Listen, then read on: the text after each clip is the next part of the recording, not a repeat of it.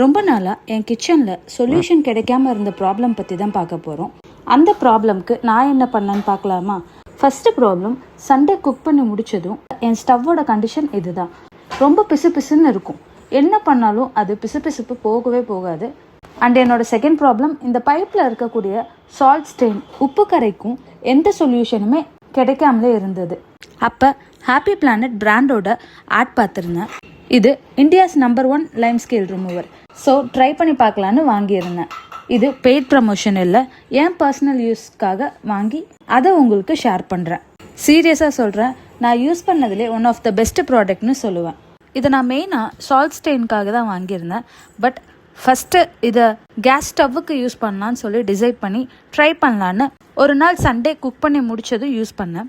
நான் சீரியஸாக சொல்கிறேன், ஃபஸ்ட்டு யூஸ்லேயே இவ்வளோ பெஸ்ட்டாக இருக்கும்னு எதிர்பார்க்கவே இல்லை. அவ்வளோ ஆயில் ஸ்டெயின் இருந்தது.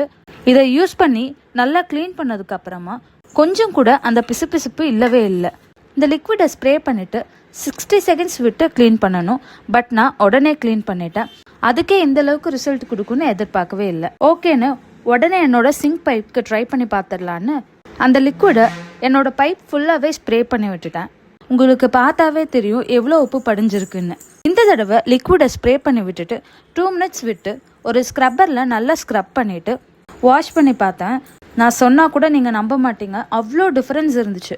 பிஃபோர் அண்ட் ஆஃப்டர் பிக்சர் கூட நான் இதில் ஆட் பண்ணியிருக்கேன்.